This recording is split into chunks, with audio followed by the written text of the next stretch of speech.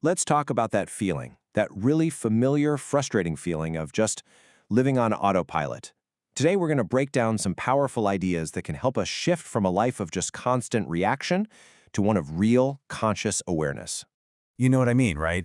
Where you react with this flash of anger or a wave of anxiety before you've even had a chance to think. You get caught in these loops of worry, just replaying the same stuff over and over again.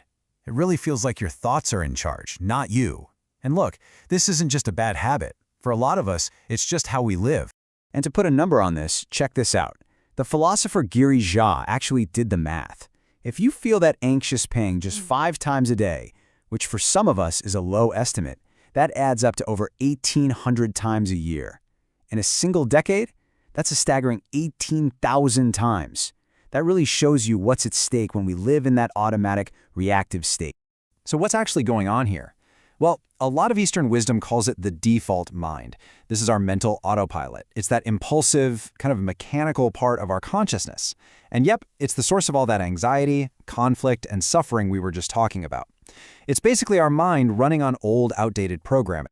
But, and this is a big but, there is another way. It's called the discerning mind.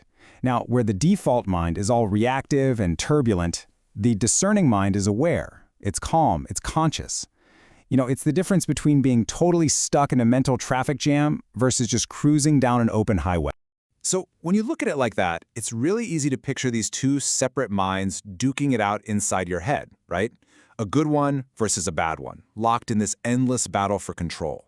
But is that really what's happening? And here is the first huge insight we can take from all this. The surprising truth is, no, it's not two different minds. There is only one mind. The only thing that changes is what it's filled with. Okay, a great way to think about this is to picture water. Water is still H2O, whether it's churning and chaotic or perfectly calm and still, right? Well, your mind is exactly the same. The default mind is just your mind when it's filled with turbulent stuff. Fear, anxiety, reactivity. The discerning mind is that exact same mind when its contents are calm and clear. So the goal isn't to defeat some part of yourself, it's just to calm the water. This brings us to another really profound idea, one that gives us a much kinder, more compassionate way to think about who we really are. It's this whole concept of the undamaged self. To really get this, let's use another powerful metaphor. I want you to imagine that your true, essential nature, the real you at your core, is a permanently shiny floor. It's just inherently beautiful, it's whole, and it's completely invulnerable. This core self is always there, always in a state of peace, just underneath everything else.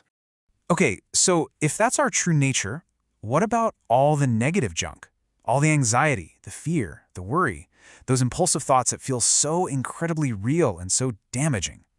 Well, in this metaphor, all of that stuff is just layers of dust on the surface. Now, this is a huge shift in how we see things. Our negative states, our worries, our fears, they're temporary. They're superficial. They can cover the floor, but they can't damage it. And this is the most important part. No matter how thick that dust gets, the floor's essential shininess is never, ever damaged. Our core self is always peaceful and whole, no matter what temporary emotional storms pass over it. It's always there, intact. okay. So understanding this is one thing, but how do we actually use it? How do we interrupt that autopilot mode when it's happening? We need a tool. So let's talk about how to go from just knowing this stuff to actually doing something with it. First, let's do another quick reframe. Start thinking of your negative thoughts and feelings as unauthorized occupants. Seriously, they are not the rightful owners of your mind. They're just temporary visitors who have totally overstayed their welcome. They don't have a lease. The default mind, well, it mistakenly gives them the keys, but the discerning mind knows they have no right to be there. And this brings us to a really practical tool called the break principle. It's 4 steps. First, B is for behold. Just notice your mental habits when they pop up. Don't judge them, just see them. Second, R is for pause. Just for a second, create a little space between the thought and your reaction. You become the observer. Third, E is for recognize. Identify the pattern. Oh, hey, there's that old anxiety loop again. And finally, A is for awaken. You engage your discerning mind by asking one simple question. Is this thought permanent or is it temporary? And just that one question can totally break the spell. So as we start to bring all this together, it becomes pretty clear that this whole journey isn't about becoming someone new. It's really about remembering who you've been all along. And let's be really clear about this.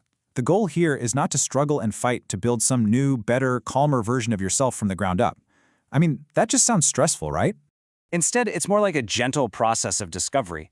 It's about remembering your true nature, uncovering that peaceful, whole, and completely undamaged self that has always been there. You know, just like that shiny floor under all the dust. The peace you're looking for, it's already inside you. And so that leaves us with one last, really crucial question to think about. Is it you, your aware, discerning self, who's living your life? Or have you accidentally handed the keys over to the automatic, reactive patterns of your default mind? The choice, it turns out, is yours in every single moment.